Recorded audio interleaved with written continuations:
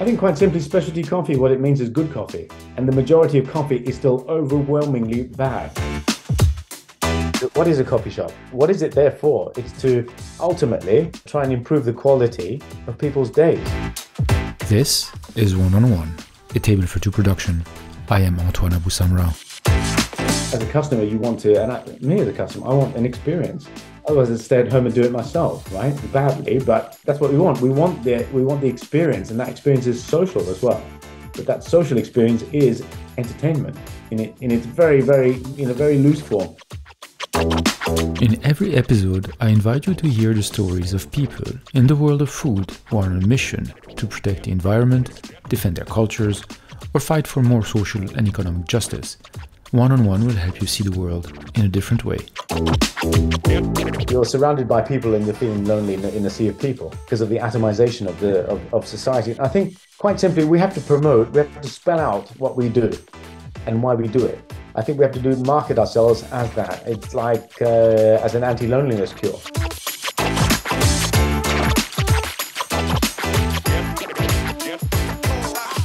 Good afternoon. It's a fantastic pleasure to be back for a new episode of the One-on-One podcast. And today I have the pleasure, honor, and privilege to welcome again Channa Galhenage, the owner and head barista, can we say that as well, of Café Loustic in the 3rd arrondissement of Paris. And we won't go through the whole history of Café Loustic and Channa's story of how he got into coffee. I'll put in the show notes the first interview we done about 3 years ago, almost to the date, where he goes over the whole story. Absolutely fascinating. So happy 10th anniversary. Thank you, Antoine. It's my pleasure to be back here after 3 years. Time flies. That's right. That's right. But so much has happened and it's almost surreal now. So you survived COVID. The business went through. Yes. And you were, before we were talking, before starting the conversation now, we were talking about what happened in the past few years, etc. And you said that, funnily enough, it was COVID time were easier than what happened afterwards. That's right. It was sort of like, because we were being paid to close, the analogy I made was like, it was like musical chairs. The music was playing and we were paid to stay at home. And as I was saying, it was like, somebody said, this is the closest you're going to get to retirement. And so that part was the easy part. What followed was the difficult part, when the music stopped and you had to find a chair. Yes. Okay? Because we reopened, but the context had changed. People were still scared of going out and mingling with other people. The tourists, this is about cafes in the center of Paris, the tourists weren't back at all. Not only that, to travel, you needed to get expensive PCR testing, mm-hmm. which was a hindrance, and added an added budget to traveling as well, and added inconvenience. So people just stayed at home. So the aftermath of COVID was certainly a lot more difficult, and we're still living that to this day.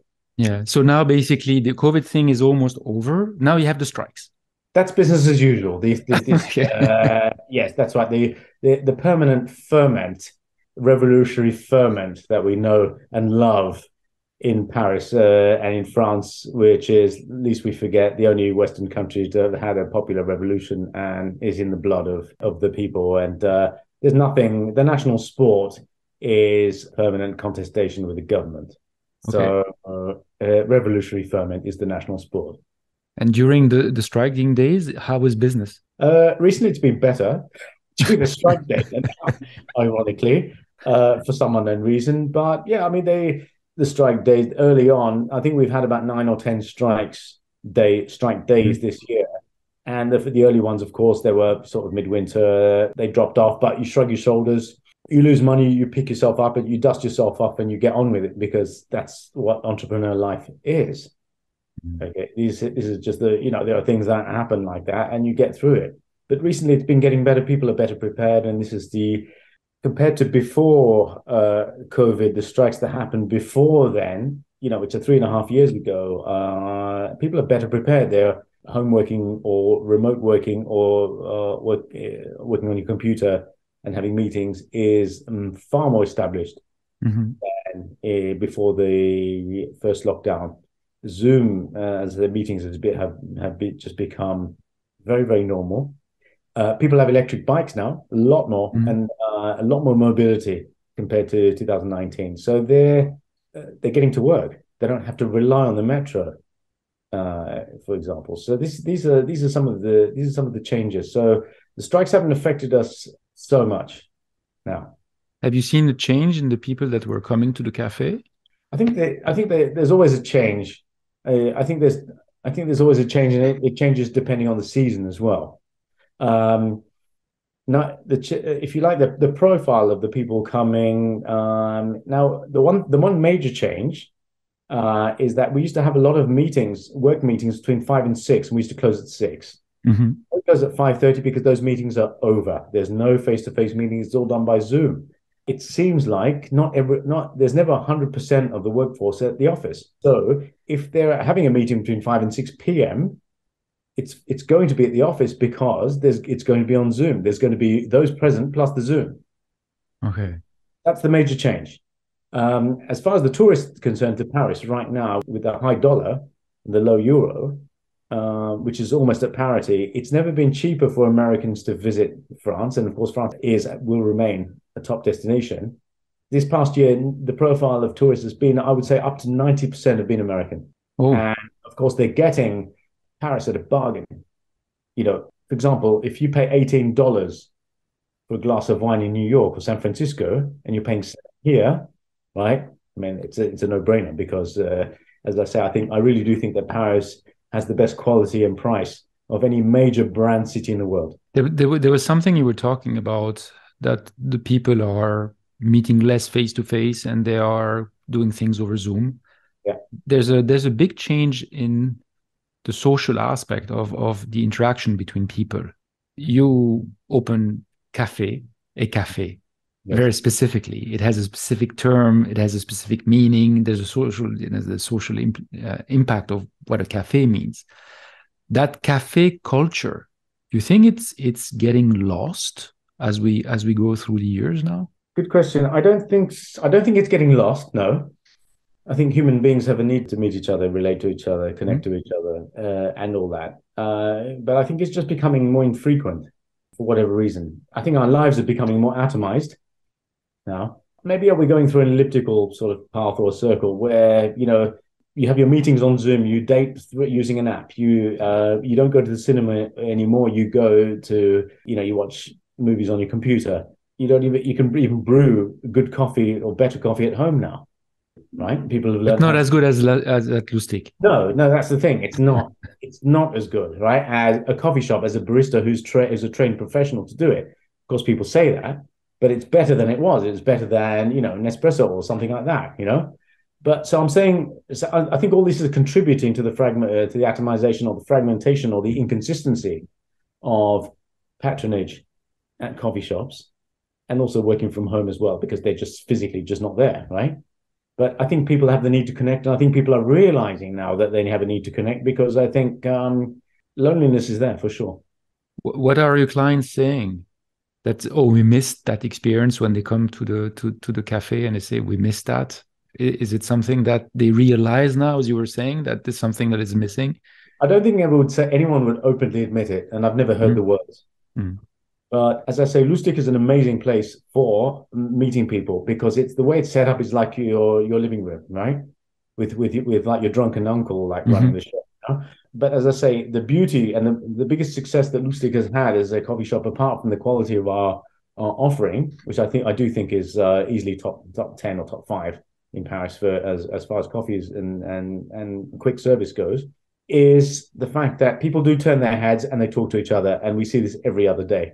And we've always see complete strangers turn and their heads and talk to each other. And quite often they're busy doing something. They're on their computers or something, but they talk and for example, there may be a jazz musician who comes in and he sits there and he's just, in between two people, and he just turns his head and he'll start a conversation with one and then another. And they're very happy to interrupt their work to do that, actually.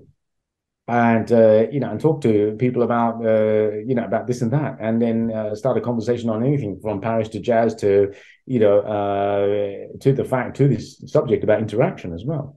Yeah. When it comes to jazz, definitely I can understand what conversation can go on and on for Yeah, hours. especially with me because I'm a huge jazz fan. But I think people aren't saying their words, but I think people are appreciating that. And I think there's nothing better than walking out of out of a meeting or an encounter that's been enriching, especially from a stranger that hasn't been negative, right? Which in a True. coffee shop is rarely going to happen unless there's some kind of dispute. But that's between clients. That's extremely rare. You know. Yeah, usually they go in those places to to relax and have some quiet time and enjoy the brew. That's right. They're either a lot of them these days are enjoying the coffee, or at the moment there are fewer coffee. It depends on the season, but Yeah. there are fewer coffee tourists. They are there, but it's generally people settling down for to do some work or reading or work on a computer or meet friends. Right? That's still there. What is it? Why is it so important to keep this coffee culture? Because you have the big chains and you can go and have the standardized product everywhere with the same super roasted burnt stuff, and not going to mention any names, and so why have that culture of coffee from those small coffee shops? Sorry. Yeah, I just realized that I made I made a mistake because we were talking just before. It's not a mistake. It's not a mistake. No, but you see how, okay, I'm going to explain what just happened. I said coffee shops. And a shop is usually a place where, as you were mentioning before, it's a place where you go and buy the stuff and you leave, while a cafe is a place where you stay and you interact with people. And we've been so ingrained, as you were explaining to me before, that the word shop has come so much into the lexicon that we don't realize the difference between the two. That's correct. Yes, I think there's a distinction between a cafe and a shop. And that's not to, I say, to put anyone down or demean anything, but I think it's important to me to stress what my cafe represents compared to a place where, because my place isn't a place where you queue up in a line, right? And I'm not talking about the big chains here. I'm talking about there are specialty coffee shops, including one that's 1 minute walk away from here, where there's a big queue. It's a big place, and you queue up and you take away your coffee, right? But it's specialty coffee, okay? And you don't meet anyone there, right? You don't meet strangers there. You can organize meetings with your friends there, of course, but the place is just too big and busy. And the way it's designed is that you form a queue to get your thing. It's very much like an American type setup, I would say, right? Okay. With the volume and all those sorts of things. Whereas mine is definitely focused on meetings and intimacy. But coming back to your question, is that why are small places still good? It's because it's the whole package. It's design, it's quality, and intimacy. And I think that's what people want. They want the experience. I mean, let's not forget people. Maybe I think 3 years ago I also said that when people ask me what I do in life, I always answer, I'm in the entertainment business, right? Because I don't say I'm in the restaurant business, I'm in the entertainment business. Because what am I? Because that's in a very, very broad sense, that's what it is, right? That's what because as a customer, you want to, and me as a customer, I want an experience, right? Otherwise, I'd stay at home and do it myself, right? Badly, but that's what we want. We want the experience, and that experience is social as well. But that social experience is entertainment in its very, very in a very loose form.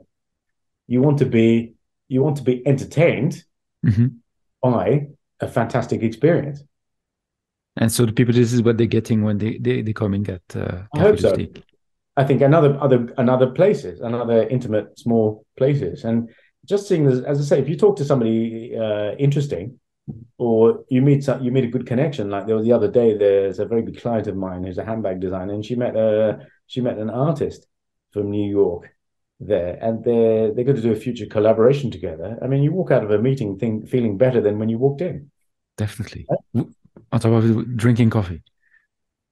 With the good coffee as the backdrop, Yeah. fueled by a good quality product, because the experience wouldn't have been as embellished if you were drinking a bitter, poorly extracted coffee, for example. Do you see what I mean? It wouldn't have been if you had a bad product and a good meeting. Yes. It would have been as good as it would have detracted from the experience rather than embellish the experience, Definitely. right? You're 10 years old now. Did you see Yeah. the scene change a lot since 2013?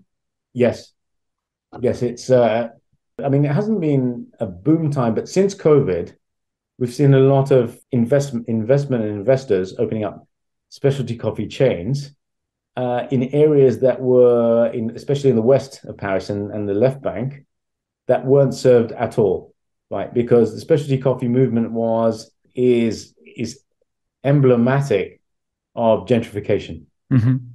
It's easier to set up. It's cheap to set up a coffee shop rather than a kitchen. Mm-hmm. You know, for example, I only needed just my equipment, my fridges and machine and all that, and total equipment cost 16,000 euros. That's nothing compared to setting up a restaurant with a kitchen Mm-hmm. and some people have done that as well. But it's actually emblematic of a hospitality startup, that it's actually quite cheap. You get cheap premises, and your clientele are, live in these areas. Mm-hmm. Maybe a artistic or creative community. That's why it's all concentrated around the 3rd, 10th, and 11th arrondissement in Paris, the coffee scene. But now they've gone further afield, right? And now you're starting to see Left Bank and West Paris now develop. But those places are much more expensive. That's not a gentrifying area at all. And so they've needed bigger investments. So we're starting to see funds coming in from the Middle East, for example. They're still French owned. They're not Middle Eastern chains. Yes. So we're starting to see Middle Eastern money or Japanese money coming, or even there's a Brazilian as well. There's a place called The Coffee, which is a coffee chain. Percent Arabica, which is Japanese. They have lots of locations around the world. So these international coffee investors are coming in now to Paris, and have come in, and that's been the big change since COVID in the last 2 years. So there's that importance of getting into the scene, as I was going to say. But eventually, why is it so important to keep the tradition of specialty coffee? I think quite simply, specialty coffee, what it means is good coffee, right? And the majority of coffee is still overwhelmingly bad, right? But people don't know. Well, that's the thing. That's the thing. They don't know that what they're having is bad. They don't know. They do know, because the thing is, you won't know until you've tasted something better, right? Yes. But they don't have a point of comparison necessarily. They think that, see, here's the problem with coffee in France. It's that my line is that people take coffee like a medicine here, Mm-hmm. right? It's not it's unlike wine, and it's paradoxical. They just think it's something to, that you have to suffer and put a couple of sugars in. It's bitter. It's not particularly very nice, but it's there for the caffeine to wake you up. It's a medicine, right? Yes. It's not a fine product, okay? And this is what we're trying to fight. This is expanding, but expanding very slowly, right? Because it's not coming in on a clean slate like it did in the UK, for example, which doesn't come from a coffee culture. Mm. Southern Europe, Spain, Portugal, France, Italy have had over 100 years of espresso-based drinks since the invention of the espresso machine in Italy, right? Yes. Tradition and culture. So, so where specialty coffee is rowing against the tide, the blends of the coffees instead of Arabica, Robusta are, they're different now. It's 100% Robusta. They're not used 100% Arabica now. They're not used to the fruitiness or the tanginess. What is strange is that it's the land of wine, and with all the terroir and all these, the tasters and the winemakers and etc., they have that culture. And coffee is not that different, because you have the terroir and you have the provenance, the places where they've been grown, and the different taste and the different taste profiles, etc. I thought they would be interested for the intellectual purpose of what the coffee drinking would be. That's an interesting point, and that's a very good point, because in actual fact, when I've done coffee events in wine growing regions like Le Loire, mm-hmm. they've adapted to it much better than Paris. Okay. Here's the myth about France. It's like everyone thinks that Paris is the most sophisticated part of France, and in actual fact, it's not really. Right? It's not, but then if you're in a big city, people are, there's a certain element that are very sophisticated. Yes. But I think the reality for a product like, here's the difference. coffee is considered as an FMCG, as we call it in jargon, which is a Yes. fast moving consumer product. People want it quickly. If they want to go into a fine dining restaurant, they have the time, and it's at Hmm. night, right? During the day, people, it's a different mentality. People have less time. They're more rushed. So how can you make people change their mind? People are changing their mind because they're coming in at the times when they're available, which is lunchtime, and especially the weekend. Hmm. And they're trying, or they're being brought by somebody, introduced by somebody to this new product, or somebody's bringing it home, and that's how it's happening. But it's happened very slowly, right, in this country. France and Italy are very, very conservative, old European countries, right? So things take time to change. People don't like the fruitiness in their coffee, and they don't understand why it's so fruity. They think you've added something to it, whereas you explain that it's actually the coffee cherry that is actually, it's actually a fruit. Coffee comes from a fruit, Would the younger generation be more open? Younger generation is definitely more open for sure. That's where we're finding, but also it's also design led as well in a certain way because they're seeing the latte art as well. Hmm. But they're seeing the places that are looking much more design than the local bistro and brasserie and cafe, right? It's also that it's more design led. So that's what it is. But it's definitely a more urban phenomenon for sure. So when you were talking about the entertainment aspect, it seems that what people would be looking at is everything except for the coffee to beginning with. The place, the ambiance, where they're going to be sitting, how they're going to be exchanging with others, etc., etc. And then there is the taste experience. Correct. It's the total entertainment package, right? You know, it's the sensory package and entertainment package. They want the design, they want the nice environment, they want the coziness, the hygge, as they say in Denmark, right? Yeah, the full sensory experience is what they want. But this is hard. It's not that hard. Is it hard? I don't know. Is it hard? I don't know. How many cafes reached the 10-year anniversary in Paris? 7. So you're telling me it's not hard? Oh, it's hard, but it's not harder than. I think it just depends on your mentality. I think you ask all 7 of us how hard it's been, and it's been hard as a business can be hard. Hmm. But then, if we're still here after 7 years, after 10 years, then obviously we've been lucky or better off than the others, or more astute, right? But I can tell you that out of the 7 so far that have reached the 10 years, it's definitely Lustig and Café Lumi that have had the most difficult locations. So your clientele is super faithful. Yeah, I think we've worked hard, and I think we've certainly with those two, we've worked very hard, extremely hard against the odds to attract a clientele because we haven't had the natural advantage of a good location. Because for me personally, it's been I couldn't afford it, right? It's just me that I don't have any business partners. It's just me. I might want to say, yes, it would be nice to have more money and this and that. But ultimately, I've survived. You have to also not forget the context of what's been happening in Paris since 2015. Not easy, huh? So we had Charlie Hebdo, the Yes. attack, which started this sort of downward spiral a little bit. That was in January of 2015. Hmm. That was a shock, but it didn't have a major business impact beyond a couple of weeks. The thing that really spun things off its axis was the big terrorist attacks at the Bataclan and elsewhere on the Hmm. 13th of November 2015. That was the one. That was the big one. Yeah. That was the big one. Okay. So that winter was a little bit affected by that. People were scared. There was an ambience. There was a presence. Terrorist attacks everywhere. I remember. This is when ISIS was most active Mhm. in the Middle East, and also in North Africa as well, in Africa as well. And let's not forget the then President Francois Hollande sent troops into the French army into the Sahel, Mhm. to help that. And of course, that was to combat Islamism in those Yeah. countries. And it sort of backfired a little bit. There Yeah. was definitely something. 6 months after, there was a personal event where, after the terrorist attacks, there was a car that came through the front window of Lustig. Right, this is something I'm still being reminded of all around the world. So luckily, there was nobody there. It was on Easter Sunday, 2016. So that was a further difficulty. So we were closed for 3 weeks. We managed to have we had So insurance bailed us out, but we had a false facade for 1 year, right? And it was ugly, but it was a large plank of wood with a hole cut in it for a window, right? And that was for 1 year, right? That was that. Then Macron got elected.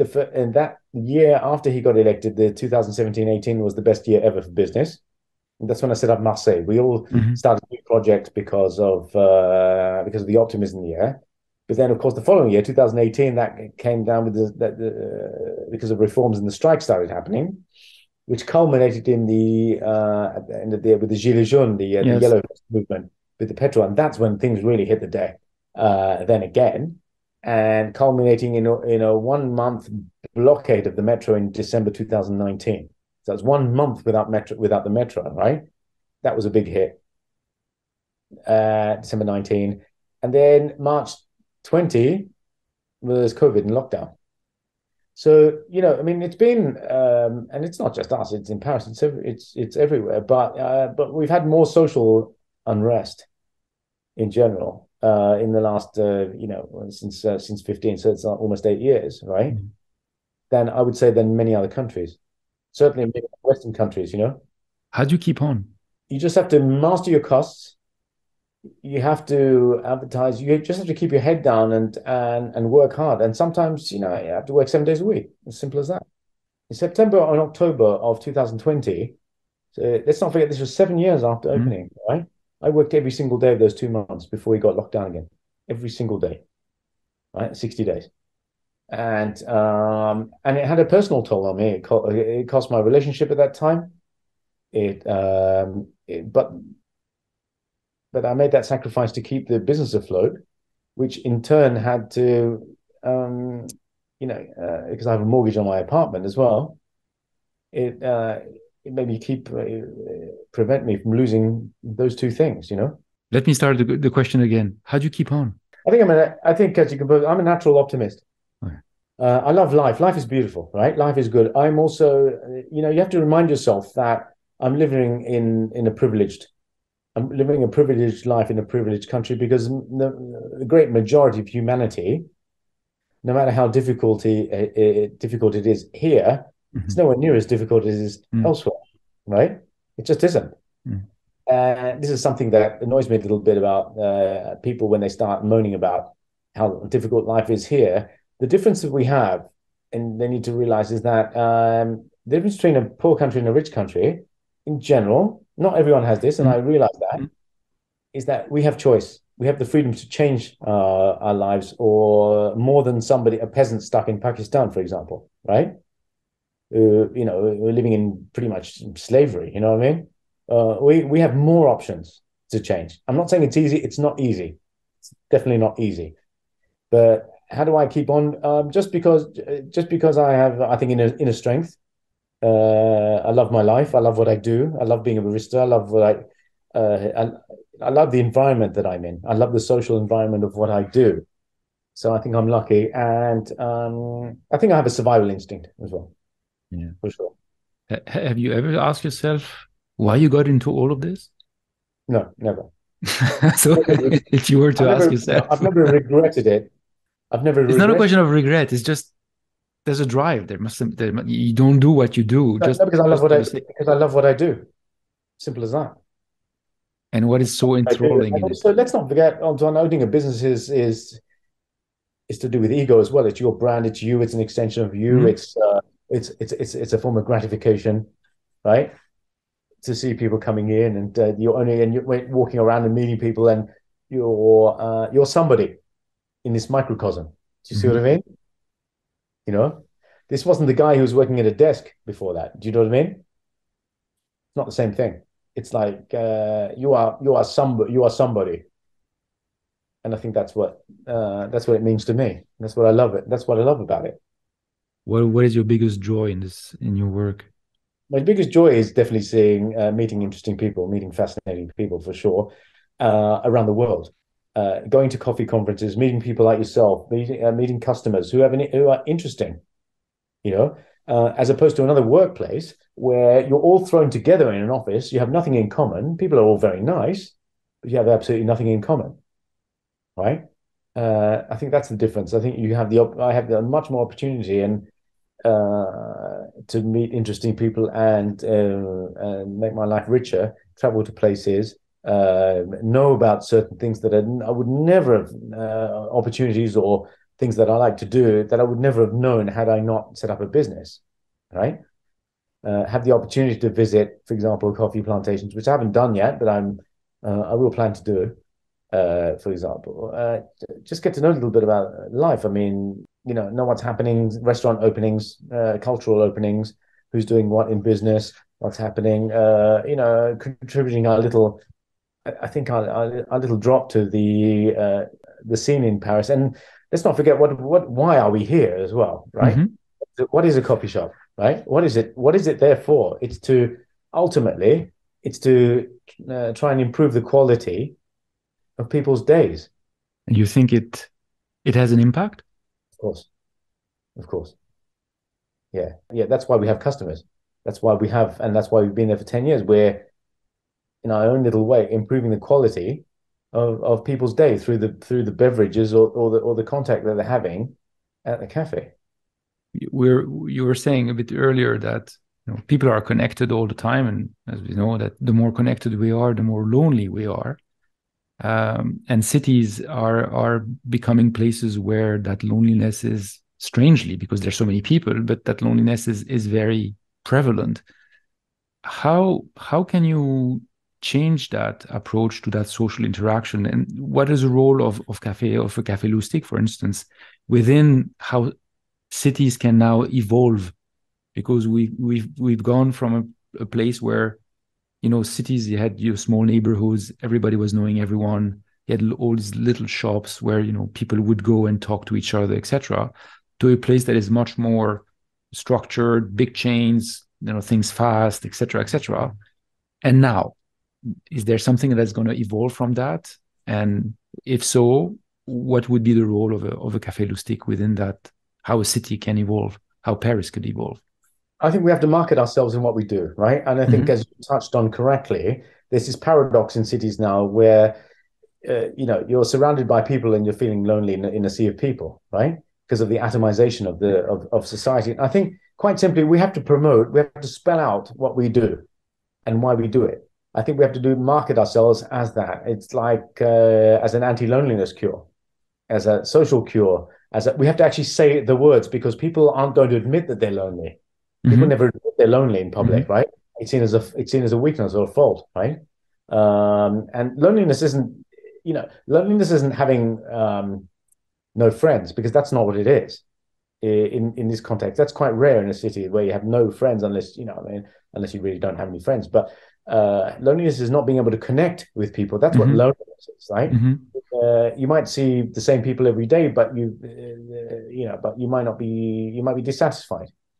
So we have to, I think, what some of the good media outlets now, and it's still very, very few, you have to spell out now what we're there for. And we say, yeah, we're a connection, we're a meeting point, we're a connection point where you can actually meet strangers. And that's what I actually do with my Instagram and social media, because that's the only outlet that I have to do it, is to say that, this is a place where you can turn your head and meet strangers.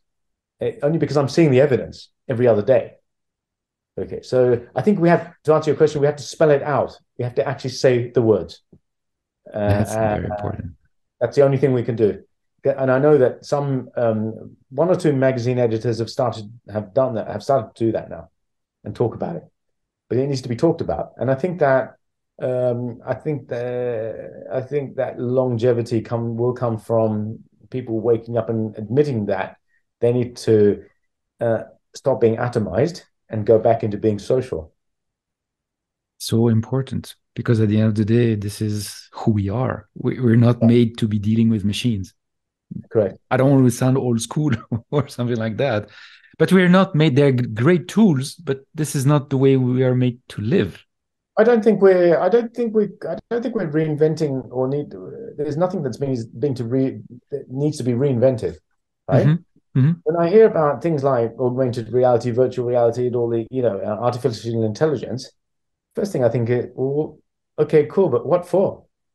In certain contexts, I mean, wearing a headset I mean, the most ridiculous thing is wearing a headset to be in augmented reality. But what's wrong with real reality? What's wrong with reality, right?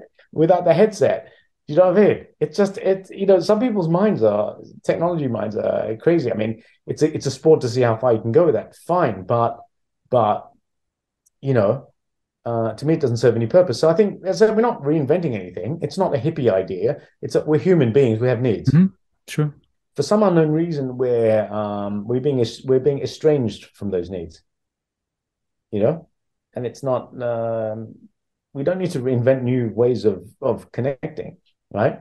We need to just improve the old ways of doing it. Yeah, because it's very simple at the end of the day. It's just a conversation around a cup of coffee. That's right. I'm just trying to be nice, to somebody, I think. Yeah, but maybe people are not content with the simple things anymore. They want things that are more supposedly evolved and, just like. Who knows? I can't personally relate to that. For example, I had a good 2-hour chat with a cavist, a woman who set up a women only, no, not women only, but her producers are wine producers are mostly women, right? For example, which is an interesting concept. I was talking to her about that, and we just end up, I just walked in. We didn't know each other. I just walked in. I'd heard about her, and we just struck up a 2-hour conversation, standing up in her boutique, that sort of thing, For example, just simple things. We're not reinventing anything, That's the way. Just talk to people and be nice, It's what you learn in kindergarten, right? Yes. Yes, indeed. Indeed. Yeah. We're getting close to the end of the conversation. Before that, and going to the people question, I have one last question. Yes. How do you see the future? Okay, let me rephrase it to make it a bit simpler. How do you see the future for specialty coffee? That's on one side. And how do you see the future for Café Loustic? I think for the first one's easy. It's in Paris. It's going to develop. I think specialty coffee is going to expand. I think we're going to get less. We're going to be more polarized now. We're going to get more. There's going to be more chains, more specialty chains. So the standard's going to be compromised a little bit, and I think the high end is getting higher and very, very expensive. So now some places are charging 15 to 20 euros for a filter, right? Oof. Because they're buying very expensive beans and they're going very, very high end. And people are buying into this, though, would you believe? It's not everywhere. But so Café Loustic is a specialty neighborhood cafe. So we're not that kind of experience, right? Our filters now has gone up to 6, but I've hardly ever gone up to the prices. Café Loustic needs to expand. It needs to find a terrace now. The reality is it needs to move after 10 years. With global warming, everyone and COVID and all that, everyone wants to be outside. So I now need to find that spot, and I'm in the process of looking for that spot, but it's taking ages. I just need to be patient. The future of Café. We have our brand, we have our credibility, we have personality. We stand for something. We're not an anonymous. We're a cafe, not a shop. And you have a loudmouth owner, with a lot of personality, I think, and quite headstrong views running the show, right? So love us or hate us. Hopefully, we won't bore you, because one of my favorite quotes is from Zelda Fitzgerald, who was married to F. Scott Fitzgerald. It says, "We were never bored because we were never being boring," right? So that's my motto. And for the other question, where do I see the future of specialty coffee? Definitely automatic machines. And at Coutume Cafe, I tested and I've seen the next generation Swiss automatic machines, where you don't need where the quality of the milk is amazing, that it foams. These are automatic machines. Mm-hmm. And the quality of the extraction of the beans is amazing as well. So that's definitely going to happen. And I think baristas are going to become rare. But I think if this technology takes off, it's going to only improve. You're going to get a good coffee everywhere, from a service station to a hotel to a cafe, because the big problem is personnel, right? Yes. Can't retain and keep barista staff, and it's not. It's mostly not very well paid. Right. This is the important thing with technology, where it's going to happen. To get a decent cup of coffee anyway, it has to be, I think, automated, and that is the future, right? So that's the future of the industry. The future of the industry, sadly, is with climate change, is the decrease of the availability of Arabica, high quality Arabica coffee, because even at mountain slopes there it's getting warmer. Mm-hmm. So Arabica is going to become very, very expensive and a premium. And so this 20 euro filter is going to become 50, right? Maybe. But I think there's going to be there is and will be research and development into improving the quality of Robusta coffee. A lot of things to look forward to then. That's going to be the future. Nice. Those things are the major key issues at the time. To be continued, definitely. Certainly. So Hopefully now, not 3 years. no. Now, before ending, as usual, the pivot questionnaire. So it's the first thing that comes to your mind. I don't remember what you answered the first time, so I we'll see. Are you ready? Mm-hmm. Okay. What is your favorite word?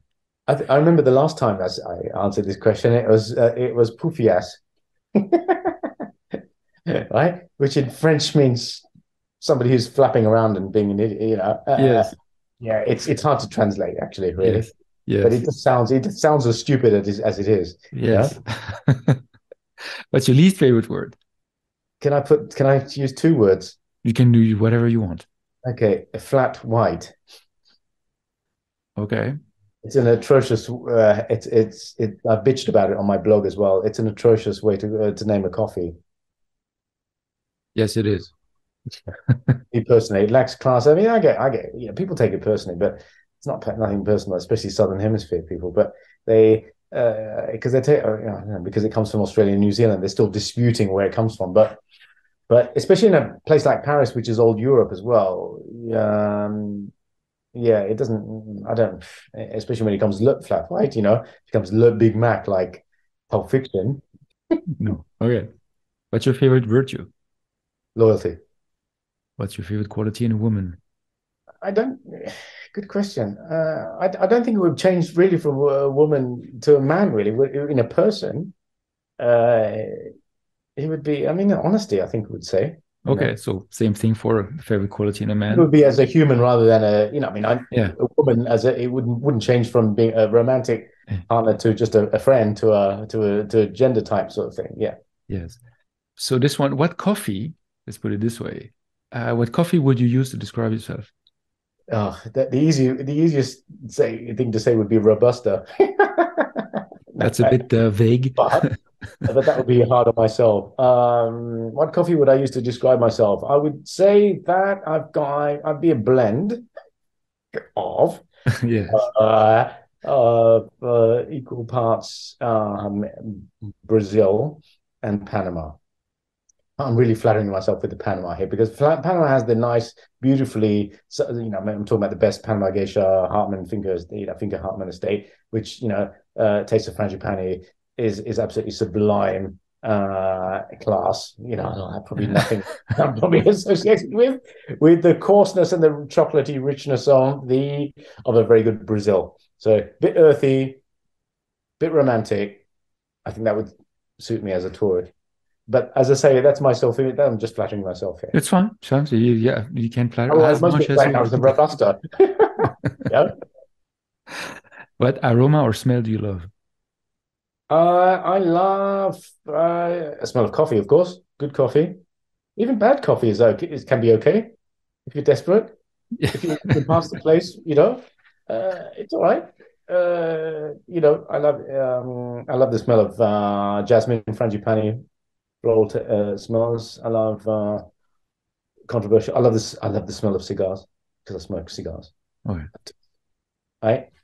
Every time I walk past the street, even when somebody's smoking, I get turned on by it. Yeah, nice. Not very PC, but it's the truth. What is your favorite curse word? Yeah, well, I don't think it's a mystery that it would probably be the F word in English and the P word in French. Okay, fair enough. What sound or noise do you love? I love the sound of a trumpet or somebody practicing a horn instrument in another apartment.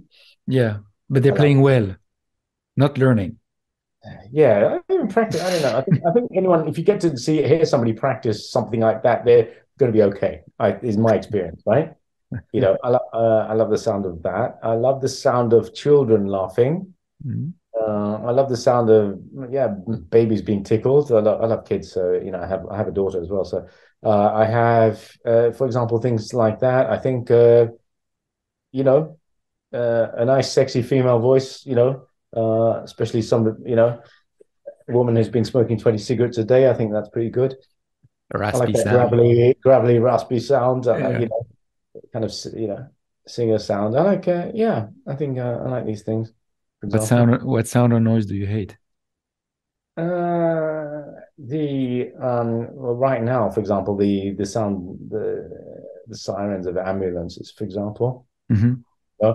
Uh, People not chewing their food properly in restaurants or in any social situation. I can't stand that. Yeah. What plant or animal would you like to be reincarnated in? What plant would I be like to reincarnate as? I think aloe vera would be pretty good, wouldn't it? A what? Sorry? An aloe vera plant would be pretty good, wouldn't it? Yeah, nice. It You know, soothes.